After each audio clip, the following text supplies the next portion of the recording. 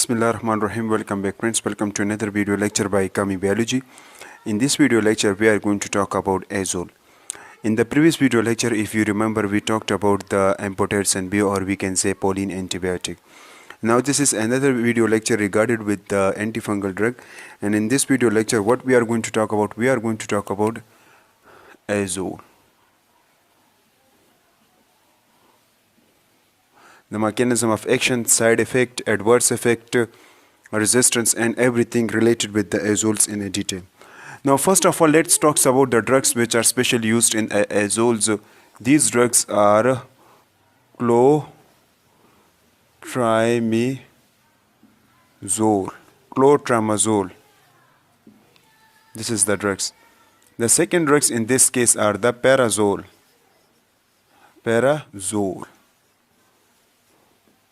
The third in this case are the imidazole, ketoconazole, voriconazole,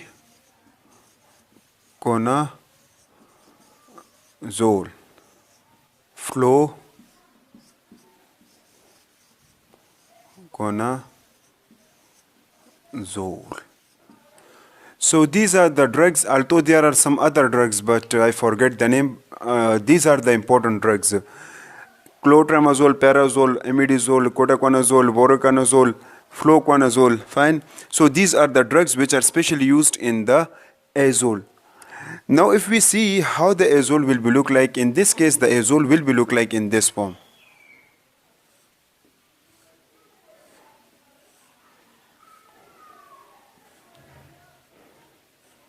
Now this is the structure of the azole. Some of them have nitrogen at this point. Some of them, for example, parazole have nitrogen at that position, and then imidazole have nitrogen at that position. Some of them have the nitrogen group at the different positions. So this is about the structure of what? This is about the structure of the azole. Now let's talk about the mechanism of action of this azole. One thing you should have to keep in mind, that this azole will affect it on what? This azole will be affected on, we can say that they can attack,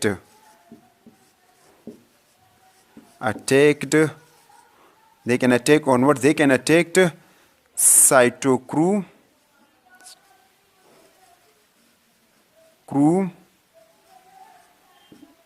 P450 14 alpha demethylase enzyme. Cytochrome P450 14 alpha demethylase enzyme. It is a kind of enzyme which are specially used to make the ergosterol. And all of you better know, in the previous video, if you remember, I told you that this ergosterol provide flexibility and stability to the cell membrane. Once this ergosterol appears to the cell membrane, will be flexible and we can say rigid, or we can say stable. So before going to explain the mechanism of action of this azole, first of all you need to understand that how the ergosterol will be synthesized. Once you get the idea about ergosterol synthesis, or we can say once you get about the idea about the 14 alpha demethylase enzyme, or cytochrome P450 and 14 alpha demethylase enzyme, then the mechanism of action will be very easily. Now let's talk about the ergosterol synthesis, because in this process, first of all you need to understand about the ergosterol synthesis. We have the enzyme, we specially call that, this is the enzyme. I don't know how the exact structure, but enzymes will be look like in this form.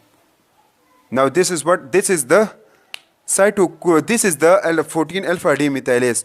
This 14 alpha demethylase will be bind with cytochrome P450. Now this red is what? This red is the cytochrome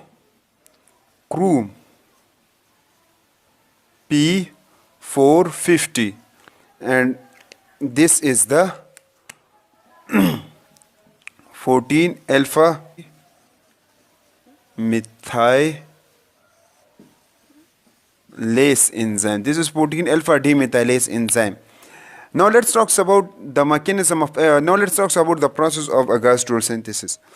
We have a molecule, special types of molecules. We simply call that what? We simply call it lansterol.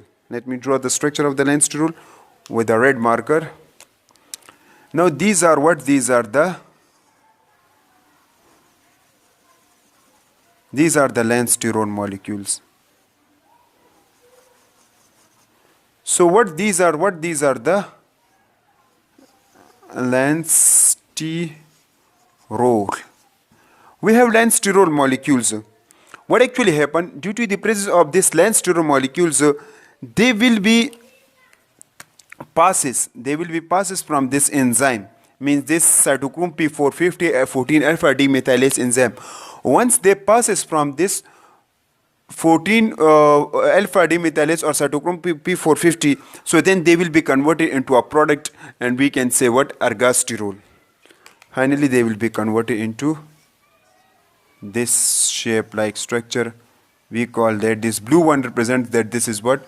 This is ergosterol. Then we get ergosterol, and then the ergosterol will be attaches to the cell membrane, and finally the cell will be rigid, flexible and strong due to the presence of this ergosterol. So how this lensterol will be synthesized? Inshallah, I will discuss the synthesis of this lensterol in a detail in other videos lecture. But here, let's suppose these are the lensterol which are synthesized. How? Inshallah, I will discuss it later. Now, once the lensterol are synthesized, then these lensterol molecules will be passes from the cytochrome P450 L14 alpha demethylase enzyme, and when they passes from here, then they will be converted into what? They will be converted into ergosterol, and when they convert it into ergosterol, then they will be attached to this area, by which the cell membrane will be strong, flexible and rigid. So then what is the mechanism of action of these drugs? Now let's talk about the mechanism of action of these drugs.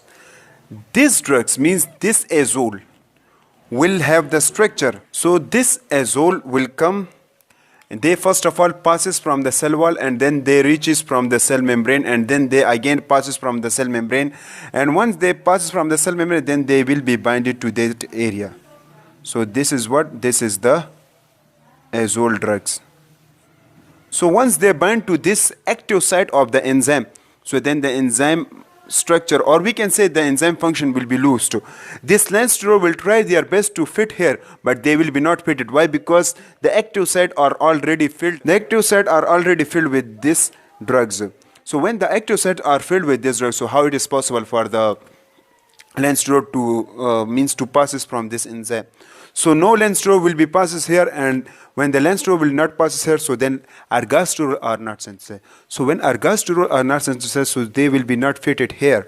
So when they are not fitted here, so what actually happen? The cell membrane will be not flexible, neither rigid. So finally the cell membrane will be ruptured and the cell will be die. So we can say that these drugs are what? Again, these drugs are the fungicidal in nature. Fungicidal. Why? Because they can kill the fungi. So they are fungicidal in nature. So that's all about the mechanism of action of these drugs. Now let's talk about the broad spectrum, or we can say antifungal spectrum of these drugs. So let me write here fungal spectrum.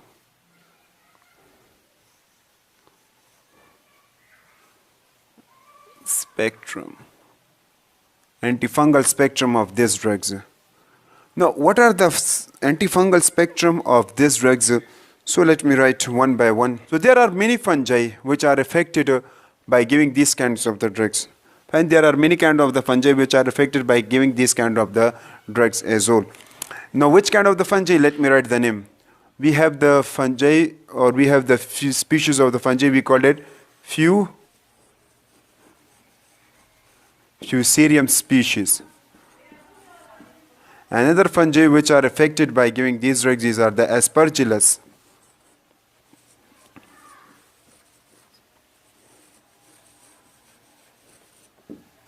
Another fungi we call it Pseudosporium. Pseudosporium. And we have another fungi we simply call that Candida species. Candida species. Paracocci DS species, Paracoccidia species. Now these are the fungi which are affected by giving these kinds of the drugs. And so that's all about the azole, mechanism of action, and everything about the azole. Inshallah, in the next video, we are going to talk about the resistance and side effect of the azole in a detail.